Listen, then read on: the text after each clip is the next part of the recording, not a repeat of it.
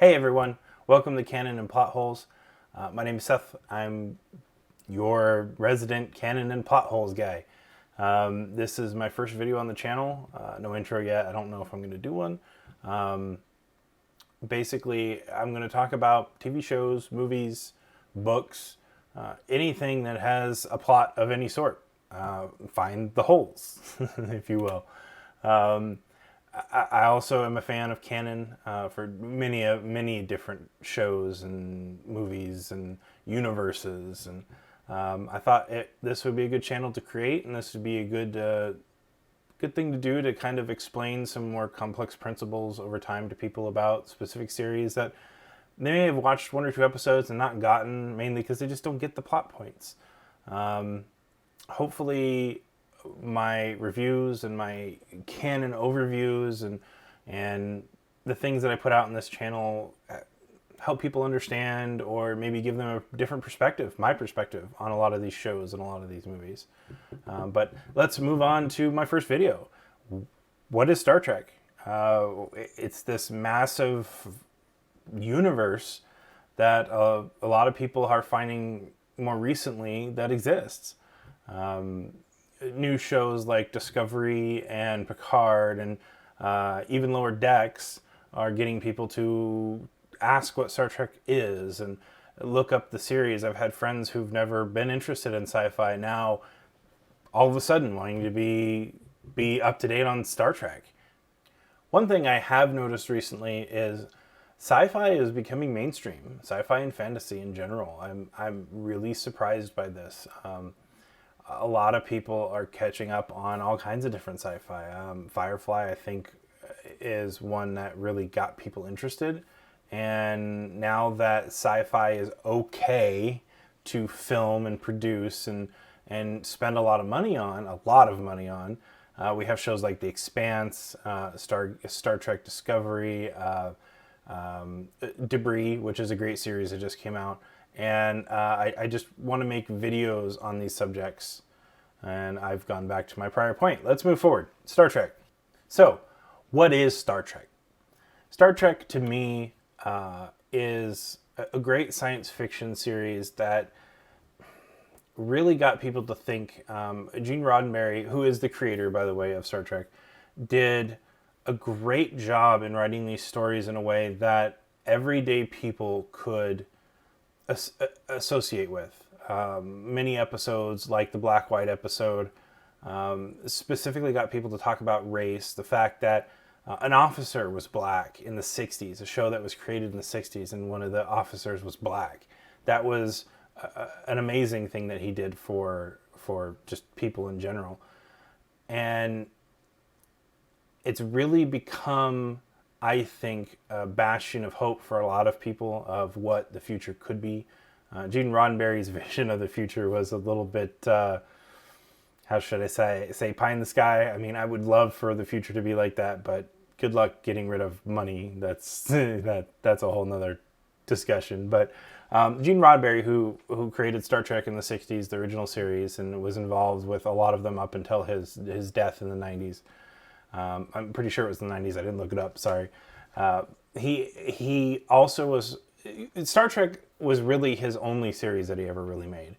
He's posthumously known for things that were found by his family through scripts and notes and other things that he wrote, because he was a big writer, obviously. Two shows that were created from that were Earth Final Conflict and Andromeda, both two amazing series, well, at least with Andromeda the first couple seasons, but we'll talk about that in another video. I plan to make Earth Final Conflict and Andromeda videos in the future. So stay tuned, subscribe, like to the channel if you like it. My first video, I have 0 subscribers right now. Anything you guys can do to help, that would be great. Obviously I can't force you, but please like, subscribe, share my video if you like it. In this video, I'm going to go over the entire Star Trek universe in the relation of TV series and movies. I'm not going to do a timeline in this video. I'll call out each series and what time it's in, but there have been enough timeline videos out there that you could go find a dozen of them just by searching Star Trek timeline. I just don't think that it's needed anymore. Unless we get another giant event like the Kelvin Timeline, which we'll talk about at the end of this video, there's no real reason for it right now. Let's start with Star Trek: The Original Series. Star Trek: The Original Series used the serial nature of television to tell great stories in small little chunks that, to this day, still get people to talk about race, culture, and society in general to great effect. The series itself followed Captain James T. Kirk as the Enterprise NCC-1701, no letter after it, the original Enterprise, embarked on its 5-year mission to explore deep space. Unfortunately, it only lasted 3 seasons. And personally, I've never watched all 3 seasons all the way through, beginning to end. I do plan to do that on this channel, probably live stream it. Maybe do react videos, I don't know. We'll see. I got to get viewers somehow, right? Which leads into the animated series, which until a few years ago, I didn't even know was a thing. I just doing research on Star Trek because I'm a fan. I mean, Defiant shirt. I mean, you see the model over there. I just didn't know it existed. It was essentially a continuation. The animated series lasted between 2269 and 2270 in the Star Trek universe. It was essentially a continuation of the original series, but in cartoon form. And even though Gene Roddenberry waffled on the fact of whether or not it was canon, Alex Kurtzman, who currently helms Star Trek as a whole right now as a franchise, has said several times that it is a part of canon, and I tend to agree with him. This, from what I understand of the stories told in the episodes, they were pretty normal, on parallel with what happened in the actual original series. Just a little bit more family friendly because it's a cartoon. I mean, cartoon in the 70s, early 70s, late 60s. Yeah, so Next Generation. The next one on my list is the Next Generation. Was in the Star Trek universe between 2364 and 2370. About 100 years after the original series. A little bit over, I think. This show was my childhood. I only got 1 hour a day to watch TV, and this show was it. It was on at 5 o'clock. It was reruns, obviously, and then I think Friday night was the new or Thursday or Friday night were the new episodes, and I got 2 hours those nights because my mom really understood how much I love Star Trek and how it got my brain working and like what it did for me as a TV show, and so I got 2 hours when new episodes were on. The series itself follows the crew of the Enterprise NCC-1701D as they explore deep space and answer distress calls, because that's a thing in Star Trek: The Next Generation. I always, even as a kid, I found it comical how often the emptiness of space had all these distress calls. But plot device. We'll talk about that. Plot holes. That's this channel. But this version of Star Trek as a series solidified it as an A-list series, and it expanded on the idea of serialized but arcing storylines.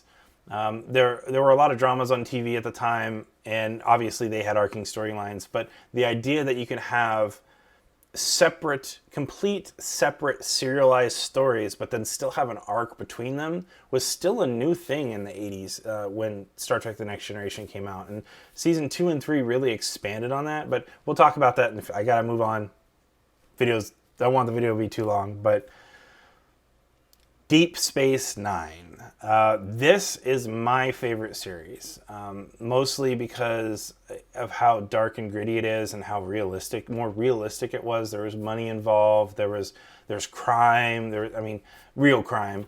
But it followed Captain Benjamin Sisko as he led a Federation Bajoran crew on a former Cardassian space station near their potentially new ally, Bajor, who literally just threw off their oppressors, their Cardassians, who were one system away, close enough that they could get there in a couple hours or a day, I think, at warp. But Deep Space Nine as a series made it clear that a lot of people thought wouldn't work after the first season or during the first season. that Star Trek could keep the serial nature of the series, but have more deep and dramatic storytelling woven into the universe of Star Trek. Specifically deaths of characters or backstories where they had real hardship in their lives, like Benjamin, who lost his wife and was raising his son alone. I'll expand on that on an actual Deep Space Nine overview. But again, my favorite series, I could talk about it for hours. I'm not going to, but let's move on to Voyager. This series specifically follows Captain Janeway and her crew of the Voyager as they try and get back to the Alpha Quadrant after an accident. And I'm going to be vague here because this is a series people probably still want to watch or haven't watched. But an accident strands them 70,000 light years away from home. I'm going to put a little image here somewhere to kind of illustrate how far 70,000 light years is. Essentially, they could travel about 10,000 light years if they're doing nothing but traveling every year. Or no, 1,000 light years every year. So they would essentially take 70 plus years to get home. Thankfully, the series didn't take 70 plus years to finish. But it didn't do much to change how Star Trek was perceived. But it was a decent entry in the series and did have some good storylines and some good arcs that I feel were really good. People have panned it over the years and said it just wasn't a good entry into the series. I feel it was, but we'll talk about that in a Voyager video. Let's move on to Enterprise. One of my favorites, just because of the way it was produced and written and acted, it really... It resonated with me. Let me put it that way. It was set between 2151 and 2155, so this is before any of the existing series. And it follows the adventures of Captain Jonathan Archer and his crew of the Enterprise NX-01, which was an experimental vehicle. NX is usually given to test vehicles in the Star Trek universe. But it was the first human ship capable of Warp 5, which allowed them to go into deep space. And they went on their first mission at the start of the series to go to the Klingon homeworld and deliver someone for diplomatic reasons. And it eventually turned into a full-blown deep space mission where they went on to meet all kinds of different races and all kinds of different people. Discovery. This series is a bit of an oddball because season 1 and 2 are set between the years 2256 and 2259, and season 3 is set in 3188 and 3189. Talk about this in a second. Discovery itself starts out as a bit of a retcon on the Klingon Federation War. I didn't necessarily have a problem with it, mainly because I feel that the Klingon Federation War wasn't really fleshed out in the original series. But again, I don't watch it from beginning to end, so I can't honestly say I'm 100% on that. But moving on. Season 1, Klingon Federation War. Season 2, Killer AI, a la Skynet in space. Then they went to a future, which I feel was a great move and turned out to be the best season of the show so far, to save the universe. Watch the series if you want to know why. I'm trying not to do too many spoilers here. But it's a good series. The first season is kind of lackluster. The second season starts to get some legs. But the second that they have the creative freedom in the third season, I think it gets really good. Season 4 is coming out, January, I think, February. But let's move on. Picard. Set in 2399, Picard, the series, follows former Captain Picard of Star Trek The Next Generation as a retired Starfleet admiral who is found by a young woman who has ties to Data. He's still grieving for Data when she shows up, and the things that she tells him really gets him involved in her story and finding out what's going on and saving her because, well, she gets kidnapped again. Or gets kidnapped, but... this series, I don't really think found its legs by the end of the first season. I think if they had another 10 episodes or 12 or 11, it would have been better, just because they would have had more time to tell the story and fewer holes, which plot holes I will talk about. But I'm hopeful for the next one. I'm. This is a bigger discussion, but I'm finding that the whole 10 episode streaming thing is good for some stories, but not for others. And I'll talk about that in the future. And then the last series on my list is Star Trek Lower Decks. This got some hate before it even came out, mainly because it's a cartoon. Which is funny because the Trekkers and Trekkies, whatever you want to call yourself, they really love the original series cartoon, and I don't know. I guess they're more. A lot of the things I read were more about how Lower Decks was too blasé with the comedy, maybe a little too adult. But Lower Decks it's really meant for that, young adult demographic with the humor. But it's a cartoon set after the Star Trek Nemesis movie, about a year after the Star Trek Nemesis movie. This shows a lighthearted take on the life of lower ranked crew members aboard Starfleet exploration vessels. The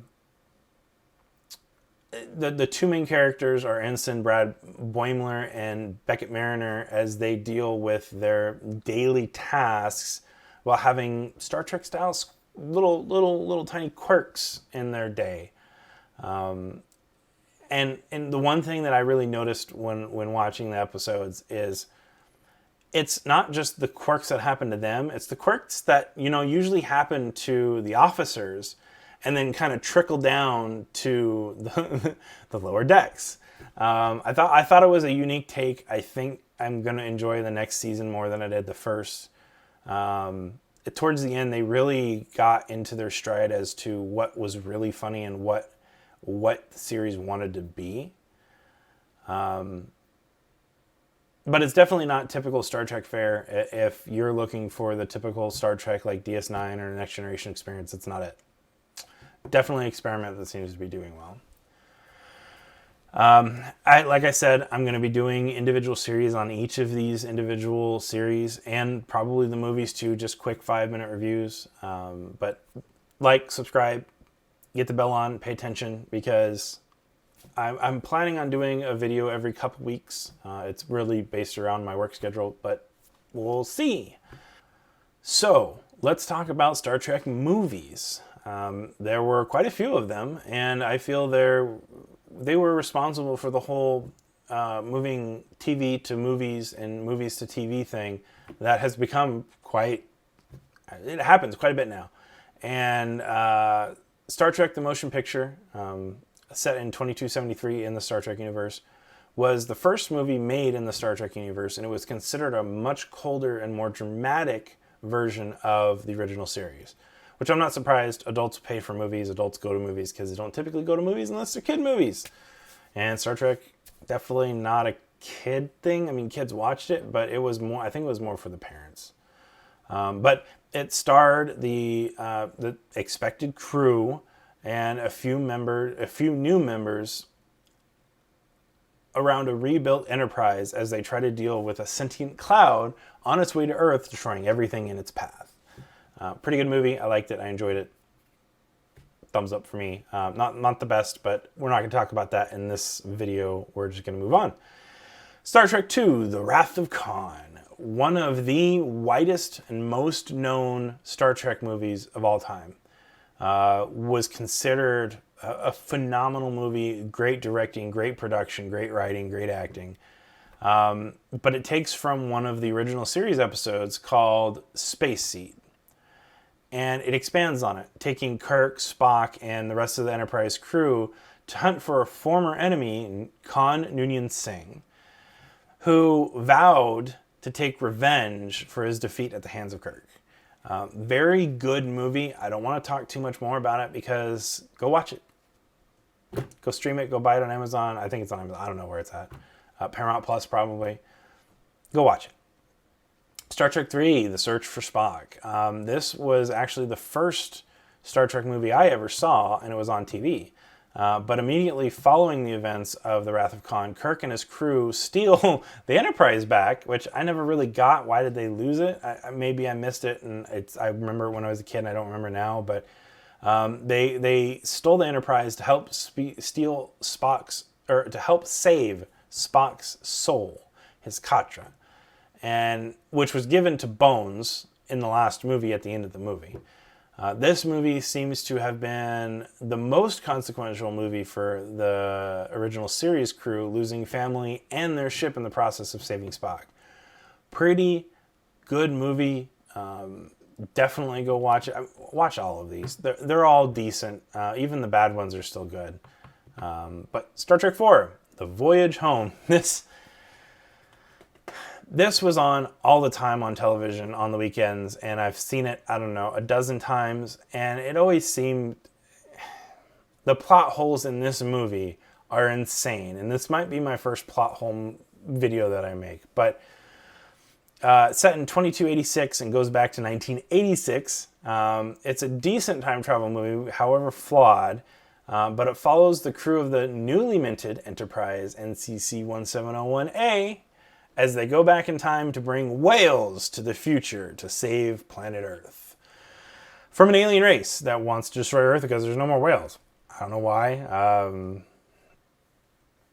It just is. Personally, I have big canon issues and big plot hole issues with this movie still. And again, I'm going to go over it in a video. We'll talk about it. Star Trek V, The Final Frontier. I saw this twice. I didn't get it either times, but I think I was a little young when I watched it, 9 or 10. But it's set in 2287. It starts with a broken Enterprise A, even though it's been a year after it's been completed. Good old plot device. A year after the voyage home. Kirk and the crew are called to intervene in a hostage situation being perpetrated by a Vulcan named Sybok. This results in the Enterprise being commandeered by the hijackers and taken to a mysterious planet with a supposed god who lured Sybok there. The reveal here is pretty big, so again, I don't want to spoil anything. Just know Sybok is someone relatively important, and the supposed god is a jerk. Let's put it that way. Star Trek VI, Undiscovered Country. This, I think, is probably panned as one of the worst of the original series Star Trek movies. I definitely feel like it felt disjointed, disconnected, but set in 2293, it felt like a murder mystery in the Star Trek universe. The crew is tasked with opening diplomatic relations with the Klingons, which the Federation has been in war with for quite a while. They've been in war with each other. When the Emperor, who came as an envoy to work on the treaty, is murdered. They work during the movie to find out who murdered him, and when they find out, they uncover a conspiracy of pretty epic proportions. Nowadays, I'd say CSI in space. There was Star Trek-y stuff to it, but that's how I feel about it. Move on from that one. Star Trek Generations. The first Star Trek The Next Generation movie took place in 2371 to 2293. Star Trek Generations starts with the christening of Enterprise B, 100 years before the Star Trek The Next Generation series ended. And it starts with the rather sudden and untimely death of Captain Kirk, saving someone from a space storm of sorts. Which then takes you back to the present, to a madman named Soren, who is apparently blowing up solar systems to change the path of a storm so that he can be taken by it. However he expects that at the beginning. However, Picard interprets that in the beginning of the movie. But Picard and the crew of the Enterprise D are tasked with stopping him. It's the start. It's a great movie for Star Trek fans. and I really want to keep the spoilers to a minimum. But the storm is essentially something else entirely and ends up taking the film in a direction, in a terrific direction, including the destruction of Enterprise D, which took me aback when I saw it the first time. I was like, no! But yeah, good movie. Go watch Star Trek Generations. If you watch any of them in this, watch Star Trek Generations, because it really takes the two series, the original series and Generations, and gives them a good buttressing so they can live together. Star Trek First Contact. This will be short and sweet because it's real easy to spoil this movie real quick. It's set in 2063 and 2373. It tells a time travel story where the Enterprise E goes back in time chasing the Borg to Earth in the 21st century, where they work to stop them from making it so Earth never meets the Vulcans and never becomes the quintessential thorn in the side of the Borg in the 24th century. All I'm going to say about that, go watch it. Go watch all these movies. Star Trek Insurrection, 2375. Following the Dominion attacks in the series DS9 and the Borg attacks in First Contact, the Federation has found a planet that has miraculous healing abilities. And they develop a plan to move the inhabitants off the planet so they can exploit its abilities. Plot hole warning. This movie is definitely not the best written. Very well acted, but the writing is a bit atrocious to me. But Picard finds himself in a moral dilemma where he disagrees with what he's been told to do. But in the end, it ends up working out and turns out to be a pretty decent movie. Just know that the plot holes don't ever get explained anywhere, ever. People come up with theories, but that's about it. The last Star Trek movie, the last prime timeline Star Trek movie, and we'll be at Kelvin here in a second. Star Trek Nemesis, 2379. As the seemingly final Star Trek The Next Generation movie, Picard sees himself and the Enterprise E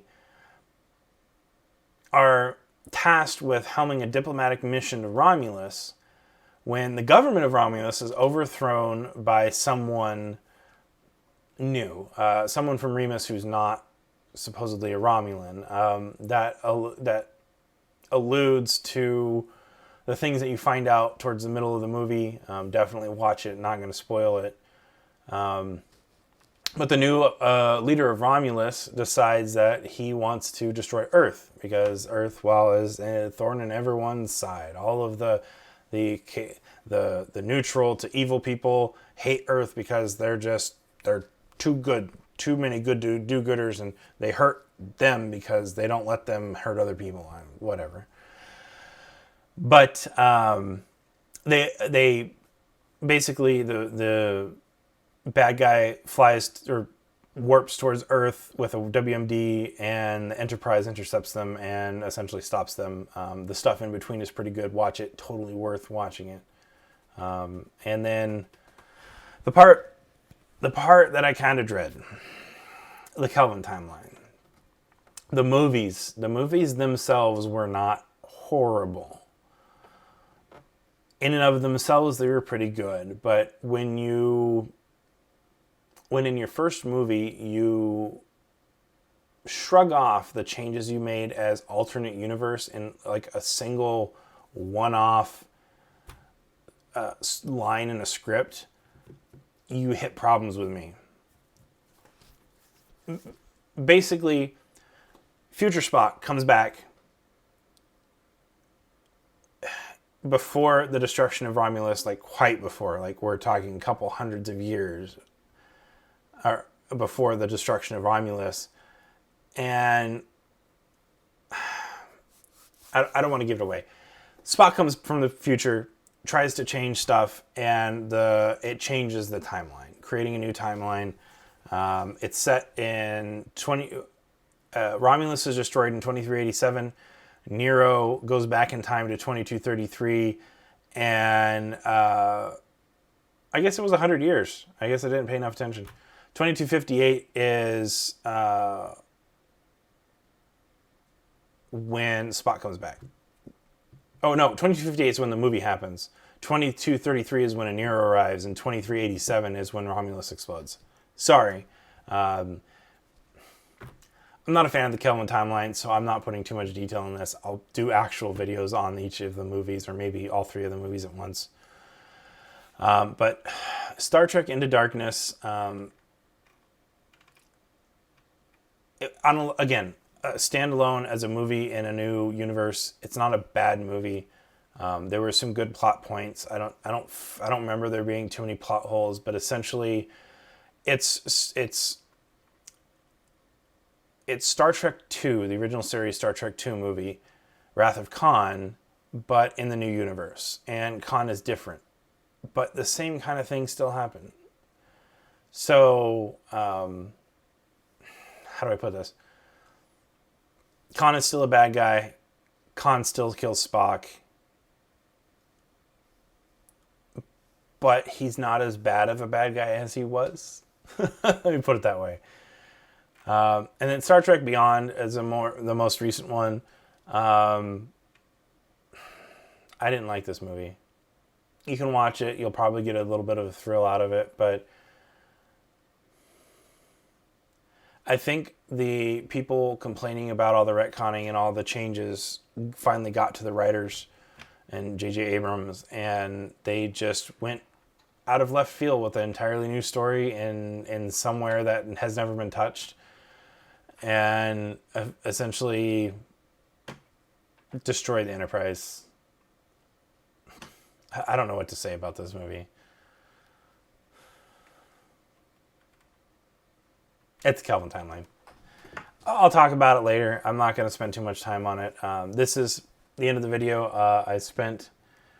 It's probably 20, 25 minutes long. I'll know more when I edit it. But if you have any comments on where I should go from here, what I should do, my plans are to do canon overviews of like Stargate and Earth Final Conflict and Andromeda and a bunch of other series.